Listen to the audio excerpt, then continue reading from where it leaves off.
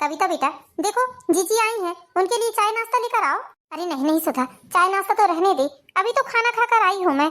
और वैसे भी थोड़ा सा ज्यादा खा लो तो पचता नहीं है मुझे, अब इस उम्र में थोड़ा पचाने की भी दिक्कत होती है। हाँ हाँ जीजी, ये बात तो आप बिल्कुल सही बोल रही हो। थोड़ा सा ज्यादा खाना हो जाता है तो खट्टी डकार आने लगती है, अनपच जैसा लगने लगता है। मैं भी बहुत हिसाब किताब से खाती हूँ। पहले तो जब खाने की उम्र थी तो भगवान ने खाने को नहीं दिया जीजी, कितनी परेशानी थी हम लोगों को। और आज जब भगवान ने सब कुछ संपन्न किया है, खाने पीने से लेकर पहनने ओढ़ने का सब कुछ दिया है, तो अब शरीर ऐसा हो गया है कि ज्यादा खाते हैं तो पचता नहीं है। कोई ऐसी चीज खा लो जो भारी होती है, तेलदाई की चीज तो नुकसान ही करने लगती है। हाँ हाँ सुधा, वही तो रे, अब भगवान ने दिया है तो खा नहीं पा रहे हैं। लो कविता भी आ गई। प्रणाम ताई जी। खुश रहो बेटा, सदा सुहागन रहो, दूध नहाओ पूतो फलो। ताई जी मैं आपके लिए चाय नाश्ता लेकर आती हूँ। अरे नहीं नहीं कविता बेटा, तू चाय नाश्ता मत लेकर आ, मैंने अभी खाना खाकर आई हूँ। तो एक काम कर, मेरे साथ बैठ, हम लोग बैठकर बातें करते हैं। और सुनो कविता बेटा, तेरी पढ़ाई लिखाई कैसी चल रही है? तूने सचिव का फॉर्म भरा था ना, क्या हुआ उसका? हाँ ताई जी भरा तो है, अभी एग्जाम होने को बाकी है। ताई जी अब पढ़ाई लिखाई तो पूरी कर रही हूँ, आगे क्या होता है तो पता चलेगा। सुधा वैसे बहू बेटों के मामले में तेरी किस्मत बहुत अच्छी है, भगवान ने तुझे बहुत अच्छी बहू दिया है, सर्वगुण संपन्न है तेरी बहू। हाँ हाँ जीजी, ये तो आपने सही कही, भगवान ने मुझे बहू बेटे तो बहुत अच्छे दिए हैं। बस अब छोटे बेटे की शादी करके और गंगा नहा लो। अरे नहीं नहीं, अभी आकाश को पढ़ने लिखने दे, अभी आकाश की उम्र ही क्या है, 24-25 साल का तो हुआ ही है। इतनी कम उम्र में लड़कों की शादी नहीं करनी चाहिए। हाँ जीजी आप सही बोल रहे हैं, जिम्मेदारियों का बोझ बच्चों के कंधों पर आ जाता है, ना ही ढंग से पढ़ लिख पाते, ना ही अपना करियर बना पाते हैं। जीजी वैसे तैयारी तो कर ही रहा है आकाश, साल भर के अंदर उसकी नौकरी भी लग जाएगी। विकास तो अपने पैरों में खड़ा ही है, बहू भी पढ़ी लिखी है, अब बस आकाश की ही थोड़ी चिंता है। अरे हो जाएगा, ज्यादा चिंता मत कर सुधा। कविता बेटा क्या तेरे माँ के बालों से तेरी अभी भी बोलचाल शुरू नहीं हुए हैं? क्या तेरी माँ का फोन नहीं आया? क्या तूने फोन नहीं लगाया अपने माँ के? नहीं ताई जी, नहीं आया है मम्मी का, नहीं मेरे मायके से किसी का भी फोन नहीं आया है। देख बेटा, वो तेरे माता पिता हैं, थोड़ी गुस्सा हैं, थोड़ी नाराज है तुझसे, लेकिन जीवन भर तुझसे नाराज नहीं रह सकते हैं। मैं जानती हूँ कि उन्हें तेरी बहुत चिंता होती होगी, वो सोचते होंगे कि ना जाने हमारी बेटी कैसे रह रही है उस घर में। जी जी मैं इसे बोलती तो हूँ कि अपने भैया भाभी को ही फोन लगा ले कम से कम एक आध बार, तो ये फोन ही नहीं लगाती है। हाँ हाँ बेटा, सुधा एकदम सही बोल रही है, तुझे ही फोन लगा लेना चाहिए, खैर खबर तो लेनी चाहिए, इसी बहाने तेरी बातचीत भी शुरू हो जाएगी। तू क्यों नहीं करती है? ताई जी आपको क्या लगता है, क्या मैंने कोशिश नहीं की होगी? ताई जी मैंने बहुत बार कोशिश की मम्मी और भाभी के नंबर में फोन लगाने की, लेकिन भाभी ने मेरा फोन ब्लैक लिस्ट में डाल दिया और मम्मी ने ये कहकर फोन काट दिया है कि तू हमारे लिए मर चुकी है और आज के बाद तेरा हमसे कोई रिश्ता नहीं है। और उन्होंने ये बोलकर फोन काट दिया कि दोबारा इस नंबर पर आज के बाद फोन नहीं लगाना, हम तेरे लिए मर चुके हैं और तू हमारे लिए मर चुकी है। अब आप ही बताइए ताई जी, किस मुंह से बात करूं मैं अपने मम्मी पापा से, किस मुंह से भैया भाभी को फोन लगाऊं? ताई जी आप लोग बैठिए, मैंने मशीन में कपड़े डाले हैं, देखती हूँ कपड़े धुले हैं या नहीं धुले हैं। सुधा पूरे 2 साल हो गए हैं जब तेरी बहू अपने मायके नहीं गई है। सुधा क्या इसे अपने माता पिता की याद नहीं आती है? जी जी क्यों नहीं याद करेगी, बहुत याद करती है अपने मम्मी पापा को। वैसे भी बहुत लाड़की बेटी थी वो, उनके घर की एक ही बेटी थी ना, इसलिए सभी लोग बहुत प्यार करते थे।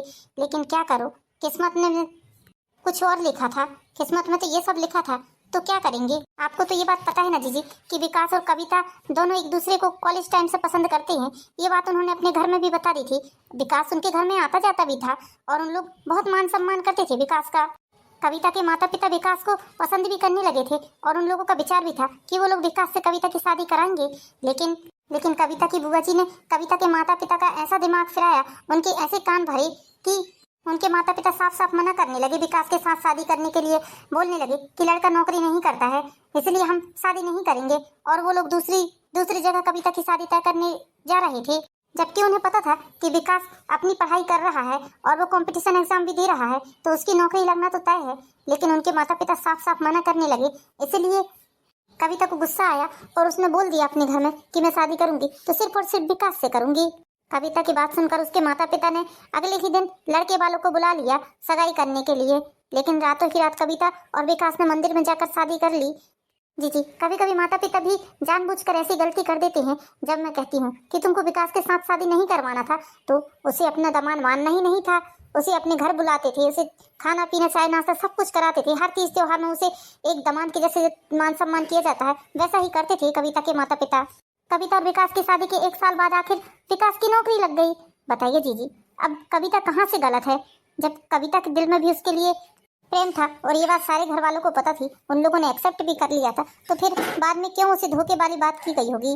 बस इसी कारण से उसके घर वाले बात नहीं करते हैं कि हमारी मर्जी के खिलाफ तूने जाकर शादी की है। अब इसके लिए अब क्या कर सकते हैं जीजी, बताइए आप ही। लेकिन जीजी, कविता बहुत याद करती है अपने माता पिता को, बहुत रोती है। हर तीज त्योहार में बहुत ज्यादा रोना आता है उसे। रक्षाबंधन के दिन तो पूरे दिन इतना रोई है कि पूछो ही मत। ऐसा लगता है कि क्या ही करें जिससे इसके दिल का दर्द कम हो सके, इसका रोते हुए चेहरे में मुस्कान आ जाए। क्या करूं जीजी, बताइए, आप ही बताइए, मैं ऐसा क्या करूं? देख सुधा, तेरी बात सुनकर तो मुझे ऐसा लग रहा है कि कविता के माता पिता भाई उसे बहुत प्यार करते हैं, लेकिन उनकी मर्जी के खिलाफ शादी करके कविता ने उनके नजरों में बहुत बड़ी गलती की है। लेकिन देख सुधा, माँ की ममता और पिता के प्यार से बढ़कर उनका गुस्सा नहीं हो सकता। देख, मैं तुझे एक आइडिया बताती हूँ। कविता की माँ तो मुझे हर हफ्ते मंदिर में मिलती ही है। मैं एक काम करूंगी, उसकी माँ से बोलूंगी कि आपकी बेटी बहुत परेशान है, उसकी सास उसे बहुत परेशान कर रही है, उससे रोज लड़ती झगड़ती है, उसका पति उसे बहुत मारता पीटता है। देखना, अपनी बेटी का दर्द तकलीफ सुनकर उसकी माँ जरूर उसे मिलने के लिए आएगी, देखना। अरे नहीं नहीं जीजी, ऐसा मत बोलना। मैं कहाँ अपनी बहू को परेशान करती हूँ? मैं तो अपनी बहू को बेटी से बढ़कर प्यार करती हूँ। मैं तो सोचती हूँ उसे माँ और बाप का प्यार दोनों मैं ही दूँ। अरे सुधा, ये सब नाटक करने के लिए बोलूंगी मैं, ताकि उसकी माँ की ममता जाग जाए। तू मेरी बात तो मान। यदि तू अपनी बहू को खुश देखना चाहती है तो मुझे ये सब करने दे। देखना, एक हफ्ते के अंदर यदि कविता की माँ यहाँ नहीं आई तो मेरा भी नाम बदल देना तू। देखो जीजी, कहीं सब कुछ सही करने के चक्कर में सब कुछ उल्टा ना हो जाए। अरे नहीं नहीं, ऐसा कुछ भी नहीं होगा, तू चिंता क्यों कर रही है? बस अगले हफ्ते मुझे मिलने दे कविता की माँ से, फिर देखना कैसा जादू मंत्र चलाती हूँ मैं। दौड़ी दौड़ी ना आई ना कविता की माँ यहाँ तो मेरा भी नाम बदल देना तू। ठीक है, तो मैं चलती हूँ। जैसे ही मंगलवार को मुझे कविता की माँ मिलेगी, मैं उनसे बात जरूर करूंगी और झूठ मूठ का यही बात बोलूंगी। ठीक है जीजी, जैसा आपको सही लगे। एक हफ्ता बीतता है और मंदिर में जीजी को कविता की माँ मिलती है। अरे बहन जी, जरा रुकिए तो। हाँ बहन जी, बोलिए, क्या बात है? बहन जी, आप कविता की मम्मी है ना? मर चुकी है वो हमारे लिए, उसकी माँ नहीं हूँ मैं। आज से 1.5-2 साल पहले वो भगवान को प्यारी हो गई है। उसके अलावा आपको और मुझसे क्या बात करनी है, बताइए। देखिए बहन जी, मैं आज आपको बात तो उसी की करने के लिए रोक रही थी। बहन जी, मैं ये बात बहुत दिनों से आपको बताना चाहती थी, लेकिन हिम्मत नहीं जुटा पा रही थी। बहन जी, आपकी बेटी बहुत परेशान है, बहुत तकलीफ में है आपकी बेटी। उसकी सास ने उसका जीना हराम करके रखा है। उठते बैठते उसे कोसती है, डांटती है। एक बार तो मेरे सामने ही हाथ तक उठा दिया था उसकी सास ने। उसके पति ने भी उसे बहुत परेशान करके रखा है। सास तो दिन रात उठते बैठते उसे कोसती है इस बात से कि भाग कर आई है। यदि अच्छे से शादी की होती तो कम से कम आज कितना दान दहेज मिलता। हमारी बेटी की शादी हम दूसरी जगह करेंगे, ऐसा बोल बोल कर उसे टॉर्चर करती है। आपकी बेटी बहुत परेशान है जी, हद से ज्यादा परेशान है। एक दिन तो मुझसे बोल रही थी कि ताई जी, मैं फांसी लगा लूंगी। क्या? ऐसे कैसे बोलती है उसने कि फांसी लगा लूंगी? अरे फांसी लगाना कोई खेल बात है क्या? जब इंसान को गुस्सा क्रोध रहता है ना, तो फांसी और जहर कुछ नहीं दिखता है। बस उसे ये लगता है कि किसी न किसी तरह जान दे दे ताकि उसे इस जिंदगी से छुटकारा मिल जाए। बहुत बार तो उसने जान देने की कोशिश भी की है लगता है। अरे जब उसने जान देने की कोशिश की है तो आपने उसे समझाया क्यों नहीं? कोई ऐसे ही अपनी जान थोड़ी ना दे देता है। इंसान की जिंदगी कितनी कीमती है, आपको बताना चाहिए उसे। आप बड़ी हैं। अरे बहन जी, क्या बोलूं, मेरी तो हिम्मत नहीं होती उसकी सास के सामने उससे बात करने की। बड़ी डेंजर है उसकी सास। मैं तो बहुत देख परख कर बात करती हूँ, वो घर पर नहीं रहती तभी थोड़ी सी बात कर लेती हूँ। बहन जी, मैंने उसे तो ये भी समझाया कि तुम अपनी माँ से बात करो, अपने पापा से बात करो इस बारे में, लेकिन कहती है कि उन्होंने मुझे मरा समझ लिया है, मैं उनके लिए मर चुकी हूँ, बोलती है बेचारी। और इतना रोती है कि क्या ही बताऊँ। इसलिए वो आप लोगों को फोन तक नहीं लगा सकती है। बेचारी घुट घुट कर जी रही है, बोलती है अब मैं अपनी जान ही दूंगी। कितनी बार मना किया था मैंने उसे कि मत कर उस लड़के से शादी, मत कर, लेकिन मानी नहीं। और आज देखो अपनी ही जिंदगी बर्बाद कर ली है। बहन जी, इतने प्यार से इतने नाजों से पाला था हमने उसे, उसकी हर फरमाइश को पूरा किया था, लेकिन बहन जी क्या बताएं, सारा जीवन बर्बाद कर लिया है उसने। उसके पापा ने तो 1-2 बार बात करने की भी कोशिश की है, लेकिन मेरी जिद के आगे उनकी एक ना चली। वो अपनी बेटी को बहुत प्यार करते हैं, उनका भाई भी उसे बहुत प्यार करता है, लेकिन मैंने साफ साफ मना कर दिया था कि कोई उस लड़की से बात नहीं करेगा। मैं थोड़ी इस मामले में कड़क हूँ ना, स्ट्रिक्ट हूँ, इसलिए। बहन जी देखिए, आप स्ट्रिक्ट हैं, अपनी जगह हैं, जब तक बेटी रहेगी, जब तक ही आप उसके लिए स्ट्रिक्ट रहेंगे ना, जिस दिन बेटी मजबूरी में आकर अपनी जान दे देगी, तो आपको अपनी किए पर पछतावा होगा। ऐसा लगेगा कि काश आपने अपनी बेटी का दुख दर्द समझा होता। बहन जी, मैं तो कहती हूँ अपने गुस्से क्रोध को त्याग कर एक बार अपनी बेटी के बारे में सोचना। मैं तो कहती हूँ उससे एक आध बार फोन में बात करके उसकी खैर खबर ले लीजिए। ठीक है बहन जी, बस यही बताना था आपको। मुझे उसका दर्द देखा नहीं जाता है। अब आगे खुद समझ जाता रहे हैं आप। हे भगवान, मेरी बेटी इतनी परेशान है, इतनी कष्ट मुसीबत में है, और मेरी बेटी को मैंने ऐसा त्यागा है। लगता है बात बन जाएगी। जिस बेटी के पैर में मैंने आज तक कांटा नहीं गड़ने दिया, उसे इतनी नाजों से पाला, इतने ऐसो आराम से पाला, उस बेटी को इतने अत्याचार के बीच में नहीं रहने दूंगी मैं। उसे ऐसे लोगों के बीच में कभी नहीं रहने दे सकती जहाँ उसकी जान पर बनाए। अरे मेरे बोल देने से कोई मेरी बेटी मर थोड़ी ना जाएगी। मैं अपनी बेटी को आज भी उतना ही प्यार करती हूँ जितना आज से 2 साल पहले करती थी। मेरी बेटी मेरे लिए जिगर का टुकड़ा है, मेरे कलेजे का टुकड़ा है। मैंने उसे बहुत प्यार किया है। मेरी बेटी को मैं इस तरह घुट घुट कर नहीं जीने दे सकती। मैं अपनी बेटी को लेने के लिए जरूर जाऊंगी। ऐसे अत्याचारियों के बीच में मैं अपनी बेटी को कभी नहीं रहने दूंगी। माना कि मेरी बेटी ने मेरी मर्जी के खिलाफ जाकर शादी की है, अरे तो इसका मतलब ये थोड़ी ना है मैं उसे छोड़ दूंगी। अरे बच्चे गलती करते हैं तो माँ बाप का फर्ज होता है उन्हें माफ करने का। हाँ जीजी बोलिए, क्या बात है? सुधा, आज मुझे मंदिर में कविता की माँ मिली थी। मैंने कविता की माँ को सारी झूठी बातें बता दी हैं। उसे बोल दिया है कि कविता को बहुत परेशान कर रहे हैं उसके ससुराल वाले। कविता की माँ की बातें सुनकर तो मुझे लग रहा था कि कविता की माँ जरूर आएगी, लेकिन जीजी आते से ही उन्होंने लड़ना झगड़ना शुरू कर दिया। तो मैं क्या करूंगी? मुझे तो बहुत डर लग रहा है ये सब सुनकर। अरे जैसे ही वो लोग आएंगे मुझे जल्दी से फोन लगा देना, मैं उन्हें समझा दूंगी। फिर देखते हैं ना क्या होता है। आने तो दे, वो लोग यदि आ जाएंगे एक बार तो सब कुछ ठीक हो जाएगा, मैं इतना जानती हूँ। ठीक है जीजी, अच्छा बताया आपने। अब क्या पता आज आते हैं कि कल आते हैं। एक बार तू पहले कविता को सारी बातें बता दे कि मैंने ऐसा ऐसा बोला है उसकी माँ से, ताकि इस नाटक में वो भी शामिल हो जाए। ठीक है जीजी, जाकर बताती हूँ। क्या पता वो मेरी बात मानती है या नहीं मानती है। अरे मानेगी, क्यों नहीं मानेगी, जरूर मानेगी। तो एक बार जाके उसे बता तो। ठीक है जीजी, रखती हूँ फोन में। कविता बेटा, कविता। मेरी माँ और पापा कितना प्यार करते थे मुझे। इस तस्वीर को देखकर मुझे रोना आता है। कविता, मेरी वो फाइल तो दो जरा जो मैंने तुम्हें रात में दी थी। कविता, किन ख्यालों में खोई हो तुम? कविता। हाँ बोलिए, क्या हुआ? तुम रो रही हो, क्यों रो रही हो कविता? क्या बात है? तुम्हें पता है ना, तुम्हारी आंखों में मुझे आंसू बिल्कुल भी अच्छे नहीं लगते हैं। तुम्हारा हंसता खिलखिलाता चेहरा मुझे बहुत पसंद है। ये आंसू पोंछो अपने और बताओ मुझे, किसी ने कुछ कहा क्या तुम्हें? माँ ने कुछ कहा, पापा ने कुछ कहा? नहीं नहीं विकास जी, मुझे माँ ने पापा ने किसी ने कुछ नहीं कहा। वो लोग तो मुझे कितना प्यार करते हैं, अपनी बेटी से बढ़कर मुझे मानते हैं। मुझे तो बस मम्मी पापा की याद आ रही है। ऐसा लगता है कि काश एक बार मेरे पापा मुझे बेटी कहकर बुलाते, मेरी माँ मुझे आकर गले से लगा लेती, कितना अच्छा रहता। क्यों नहीं मुझे माफ कर रही है मेरी माँ। मेरे घर वालों ने भी आपको दामाद रूप में स्वीकार कर लिया था, लेकिन किसी के बहकावे में आकर उन्होंने रिश्ता कैंसिल कर दिया और मेरा रिश्ता जबरदस्ती करवाने लगे। अब ये तो मेरे साथ अन्याय होता ना। मैंने आपको मन से पति स्वीकार कर लिया था, अब इसके बाद मैं दूसरे को पति बनाती तो मेरा मन गवाही नहीं देता और मैं खुश भी नहीं रह पाती, ना ही सामने वाले व्यक्ति को खुश रख पाती। काश कोई चमत्कार हो जाता जिससे माँ और पापा का मन बदल जाता और वो मुझे फिर से अपना लेते, मुझे अपनी बेटी स्वीकार कर लेते। मैं उनके मुंह से बेटी सुनने के लिए तरस गई हूँ। देखो कविता, बड़े बड़े जख्मों को वक्त भर देता है, इसलिए वक्त का इंतजार करो। कितने भी कट्टर से कट्टर माँ बाप हों, अपने बच्चों को जरूर अपनाते हैं। आज नहीं तो कल जरूर तुम्हारे माता पिता तुम्हें अपनाएंगे, देखना। क्या पता विकास, मुझे नहीं लगता है कि मम्मी पापा कभी मुझे जीवन में अपनाएंगे भी दोबारा। वो तो मेरे बिना एक मिनट भी नहीं रह पाते थे। मैं स्कूल से थोड़ा सा भी लेट होती थी तो मेरे पापा स्कूल में पहुंच जाते थे, कोचिंग मेरे साथ जाते थे और मेरे साथ आते थे। मुझे दुनिया की हर चीज दिलाई उन्होंने। मैंने महंगी से महंगी चीज भी मांगी है तो मेरे पापा ने एक मिनट नहीं लगाया है लिवाने में। हमेशा मेरी हर ख्वाहिश को पूरा किया है, हर फरमाइश पूरा किया है। लेकिन पता नहीं आपके मामले में घर वालों को क्या हो गया था। जब मोहल्ले की सारी बहुएं अपने अपने मायके जाती हैं तो मुझे भी ऐसा लगता है कि काश मेरे मम्मी पापा भी मुझसे बात करते तो मैं भी 1-2 रात के लिए अपने मायके जाती और आकर बताती कि मैं अपने मायके गई थी। मेरे दिल से पूछिए, मेरे दिल पे क्या गुजरती है। बहुत दुख लगता है मुझे। बेटा रोना बंद कर, भगवान ने चाहा तो बहुत जल्द सब कुछ ठीक हो जाएगा। तेरी तकलीफ समझ सकती हूँ मैं। देख बेटा, तेरी माँ और तेरे पापा वो लोग भी अपनी जगह पर बिल्कुल सही हैं। कोई भी माँ बाप अपने बच्चों को बहुत अरमानों के साथ पालता है। उन्हें अपने बच्चों से बहुत अरमान रहते हैं कि उनकी शादी में ऐसा करेंगे वैसा करेंगे, और जब बच्चे कुछ गलत कर लेते हैं तो माता पिता के दिल से पूछो कि उनके दिल पर क्या बीतती है।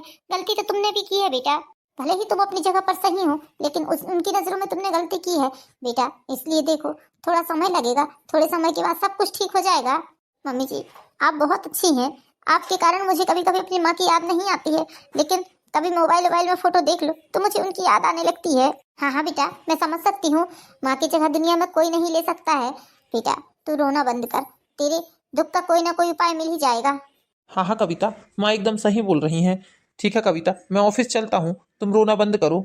माँ, कविता को थोड़ा समझा दीजिएगा आप। बेटा अब तू रोना बंद कर, तूने बहुत रो लिया 2 साल तक। बेटा अब तेरे मम्मी पापा बहुत जल्द आने वाले हैं। क्या मतलब मम्मी जी, आपका मम्मी पापा आने वाले हैं? मतलब क्या कहना चाह रही हैं आप? देख बेटा, बात ऐसी है कि तेरी ताई जी को हर मंगलवार को मंदिर में तेरी मम्मी मिलती हैं, वो भी वहाँ पूजा करने आती हैं। तो ताई जी ने एक जुगाड़ लगाया है उन्हें तुझसे मिलाने का। कैसा जुगाड़ मम्मी जी, मैं समझी नहीं, बताइए मुझे। बात ऐसी है बेटा कि हर मंगलवार को ताई जी को तेरी मम्मी मंदिर में मिलती हैं, पूजा करने के लिए आती हैं। तो तेरी ताई जी ने उन्हें बताया है कि तू यहाँ बहुत परेशान है, तुझे हम लोग बहुत परेशान कर रहे हैं। 1-2 बार तो तूने आत्महत्या करने की तक कोशिश कर ली है। मैं तुझ पर बहुत अत्याचार करती हूँ। अरे ऐसा क्यों बताया, ये तो गलत बात है ना। मैं तो यहाँ बहुत खुश हूँ, मुझे तो यहाँ किसी प्रकार की कोई तकलीफ नहीं है। फिर झूठ क्यों बोला ताई जी ने मम्मी जी से? हाँ बेटा मैं जानती हूँ ये सब गलत बात है, लेकिन देख बेटा, यदि ऐसा नहीं बताएंगे तो तेरे मम्मी पापा तुझसे मिलने थोड़ी ना आएंगे। अरे तो ऐसा बताने से तो कौन सा मम्मी पापा मिलने आ जाएंगे, और उल्टा मुझे यही बोलेंगे कि करी तो है अपने मन की शादी, तो भुगत रही है। ऐसा करके और आप लोगों की भी बदनामी करेंगे इधर उधर। नहीं करेंगे बेटा, तेरी माँ है वो, माँ की आत्मा ऐसे नहीं मानती है। वो तुझे मिलने, तुझे देखने, तुझे लेने जरूर आएंगी, देख लेना बेटा। जैसे ही वो तुझे लेने आएंगी तो मैं तेरे साथ कुछ नाटक करूंगी, तू उसमें बस मेरा साथ देना। नहीं मम्मी जी, मुझसे ये सब नाटक नहीं हो पाएगा। मैं आप लोगों की बदनामी नहीं होने दूंगी कहीं भी, क्योंकि आप लोगों ने जो मुझे प्यार दिया है वो शायद ही कोई सास और कोई ससुर दे पाता। बेटा कौन सा ये नाटक तुझे हमेशा करना है? बस थोड़ी देर की ही बात है। तेरे मम्मी पापा आज नहीं तो कल जरूर आएंगे तुझसे मिलने के लिए, देख लेना। बस ये नाटक थोड़ी देर का ही होगा, उसके बाद में हम सारी सच्चाई तुम्हारी मम्मी को बता देंगे। ये सब कुछ हम तुम्हारी मम्मी पापा से तुम्हें मिलाने के लिए कर रहे हैं बेटा, ताकि तुम अपने मम्मी पापा से मिल जाओ और आने जाने लगो अपने मायके में, ताकि तुम भी दूसरी बहुओं की तरह अपने मायके आ जाओ। ठीक है मम्मी जी, यदि ऐसी बात है तो मैं आपके नाटक में शामिल होने के लिए तैयार हूँ। एक दिन बीत जाता है, कविता के मम्मी पापा नहीं आते हैं। दूसरे दिन सुबह 11 बजे कविता की डोर की घंटी बजती है। कविता बेटा, कविता बेटा, अरे कविता बेटा जल्दी आओ। जी मम्मी जी, क्या हुआ? आप इतनी हड़बड़ाई हुई क्यों है? बेटा तेरे मम्मी पापा आ गए, जा तू गेट खोलना, मैं तुझे यहाँ से जोर जोर से चिल्लाऊंगी, तुझे गाली दूंगी। अरे मम्मी जी, मुझसे ये सब नहीं होगा, तुझे मेरी कसम बेटा, तुझे ये सब करना ही पड़ेगा। ठीक है मम्मी जी, आप कह रही हैं तो मैं जा रही हूँ। ना जाने कहाँ मर गई, जब से आवाज लगा रही हूँ। अरे कविता, कविता कहाँ मर गई? हमारे सर पर बोझ बनकर बैठी है ये लड़की। हाँ मम्मी जी, मैं क्या मम्मी जी लगा रखा है, इतना सारा काम पड़ा हुआ है, खाना बनाना है, कपड़े धुलना है, बर्तन मलना है। अरे तेरे माँ बाप ने कोई नौकर थोड़ी ना भेजा है जो वो करेंगे आकर। जा जल्दी से सारा काम निपटा। और हाँ एक बात याद रखना, यदि तूने आज रोटी जलाई ना तो तेरा हाथ जला कर रख दूंगी मैं। उस दिन का याद है ना, उस दिन तेरा हाथ जलाया था मैंने, कैसा जलाया था पता है कि नहीं? हाँ मम्मी जी पता है ना मुझे। चुप कर, तुझे जितना बोल रही हूँ उतना काम कर। चल जल्दी जा, खाना बना। तुम्हारी हिम्मत कैसे हुई मेरी बेटी से इस तरह से बात करने की? तुम मेरी बेटी का हाथ जलाओगे? तुम्हारी इतनी हिम्मत? तुम होते कौन हो ये सब बात बोलने वाले? अरे आज तुम्हें अपनी बेटी याद आ रही है? 2 साल से कहाँ थे तुम लोग जब तुम्हें अपनी बेटी याद नहीं आई? ये मेरे घर की बहू है, मैं इसके साथ चाहे जो करूं मेरी मर्जी। अब इसे यहीं रहना है, यहीं जीना है, यहीं मरना है, यही घर है बस इसका। अच्छा तुम क्या सोच रही हो कि मैं उन माओं में से हूँ कि अपनी बेटी को इस तरह मरने के लिए छोड़ दूंगी? नहीं, कभी नहीं। माना कि मेरी बेटी ने थोड़ी सी गलती कर ली है, लेकिन इसके लिए मैं अपनी बेटी को इस तरह नहीं खो सकती हूँ। ये मेरी बेटी है। हमारी मर्जी के खिलाफ जाकर भले ही हमारी बेटी ने शादी की है, लेकिन हम जानते हैं हमारी बेटी बहुत होनहार है और बहुत संस्कारी है, बहुत अच्छी है। वो तो हम लोगों की गलती से मेरी बेटी ने ऐसी शादी कर ली। मेरी बेटी तुम्हारे घर की नौकरानी थोड़ी ना है, बहू है बहू। अरे मेरी बेटी के कितने बार हाथ जलाए होंगे तुमने, शर्म नहीं आई तुम्हें मेरी फूल सी बच्ची? जिस बेटी के पैर में कभी मैंने एक कांटा भी नहीं गड़ने दिया, उस बेटी का तुम हाथ जला रही हो, हाथ जला रही हो। अरे पूछो उस माँ बाप से जिसने अपनी बेटी को इतना बड़ा किया, उस माँ बाप के दिल पर क्या बीत रही होगी ये सब सुनने के बाद, जबकि मैंने अपनी बेटी को फूलों के भार रखा है। तू ऐसे अत्याचारियों के बीच में रह रही है। तूने एक बार अपने पापा को बताया तो होता बेटा, सारी दुनिया से लड़कर मैं तुझे यहाँ से लेकर चला जाता। गलती हमारी बेटी कविता की नहीं है जी, गलती मेरी है। मुझे कविता ने बहुत बार फोन करने की कोशिश की, लेकिन मैंने कभी इससे बात नहीं किया। उल्टा ये कहकर फोन काट दिया कि ये हमारे लिए मर चुकी है, आज के बाद फोन मत करना। बेटा चल बेटा, अभी भी कुछ देर नहीं हुई है, चल इस आदमी को तलाक दे दे और इस घर से छुटकारा पा ले। ऐसे जल्लादों के बीच में तेरी माँ तुझे कभी नहीं रहने देगी। अरे आप लोग यहाँ? कविता बेटा इस तरह खड़े खड़े बात कर रही हो मम्मी पापा से, उन्हें बैठा लो, पहली बार वो आए हैं इस घर में। रहने दीजिए, ये दिखावा मत करिए। इतना अत्याचार कर रहे हैं मेरी बेटी के ऊपर और फिर हमारे सामने बेटा बेटा बोल रहे हैं। मम्मी आप इस तरह से बात मत करिए मेरे ससुराल वालों के बारे में। मेरे सास और मेरे ससुर देवता हैं, देवता। देखा देखा आपने, ये संस्कार है मेरी बेटी के। आप लोग मेरी बेटी के साथ इतना अत्याचार कर रहे हैं, फिर भी मेरी बेटी आप लोगों की बढ़ाई ही कर रही है, आप लोगों की तरफदारी ही कर रही है। नहीं मम्मी, ये सब कुछ तो हम नाटक कर रहे थे, आपको आते हुए देखकर ये सब हमने जानबूझकर किया है। ये हमारी बनी बनाई प्लानिंग थी। क्या तुम्हारा कहने का मतलब क्या है कविता बेटा? तुम ये सब नाटक कर रही थी? हाँ मम्मी, ये सब कुछ नाटक था।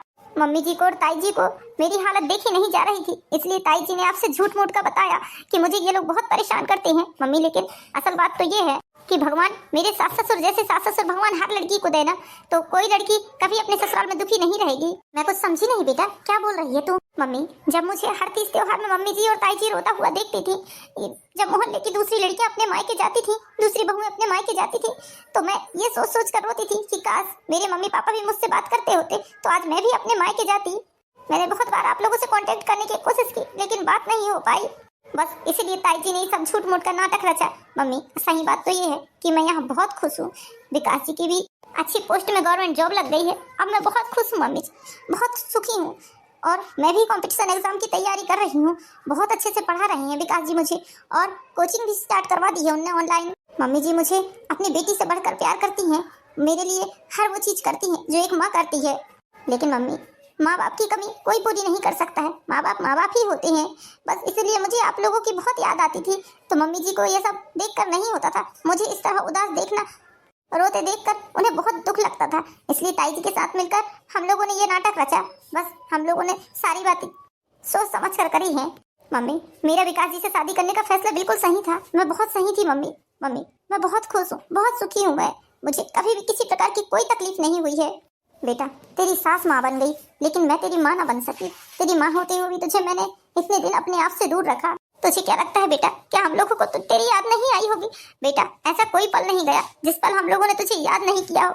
कभी कभी तो ऐसा लगता था कि दौड़ कर आ जाऊं, तुझे अपने सीने से लगा लूं, लेकिन बेटा मेरी जिद के आगे मेरी माँ की ममता हार जाती थी, इसलिए मैं शांत हो जाती थी। तेरे भैया भाभी भी बहुत बार कोशिश करे है तुझे मिलने की, लेकिन मेरी जिद के आगे किसी की ना चल सकी।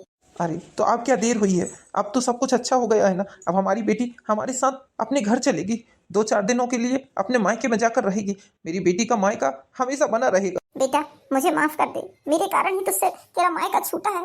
मैंने तुझे बहुत परेशान किया है, इन 2 सालों में जो कुछ हुआ है सब मेरी ही गलती है। नहीं मम्मी इसमें आपकी कोई गलती नहीं है, अब जो कुछ किस्मत में लिखा हुआ था वो हो गया है। हाँ समधन जी आप अपने आप को कोसना बंद करिए। समधन जी जो होना था सो हो गया है, आपकी जगह मैं भी होती तो मैं भी अपने बच्चों से ऐसे ही नाराज होती। जब हम अपने बच्चों को बहुत प्यार करते हैं, उनकी हर इच्छा को पूरा करते हैं और बच्चे हमारी इच्छा के विरुद्ध जाकर कुछ काम करते हैं तो दिल में बहुत ठेस पहुंचती है। बस वही सब आपकी बच्ची ने भी किया है, तो नाराज होना तो जायज है, इसमें कोई गलत बात नहीं है। लेकिन समधन जी बस हमारी आपसे यही रिक्वेस्ट है कि आप हमारी बहू कविता को अपना लीजिए, इसे अपना लीजिए, इसे फिर से अपनी माँ का प्यार दीजिए। ये अपनी माँ के लिए बहुत तरसती है, मैंने इसे पल पल रोते हुए देखा है, मुझे इसकी वो आंसू फिर से नहीं देखना है। मैं धन्य हो गई समधन जी, जो मेरी बेटी को आप जैसे सास ससुर मिले हैं। मैंने विकास बेटा को पहचानने में बहुत बड़ी गलती कर दी समधन जी, हो सके तो मुझे माफ कर दीजिएगा। अरे समधन जी क्या आप खड़े खड़े ही बात करते रहेंगे? आइए चलकर बैठिए। हाँ जरूर समझी जी। तो देखा दोस्तों आपने कैसे सुधा जी और ताई जी की सूझबूझ से कविता को उसके माता पिता फिर से मिल गए।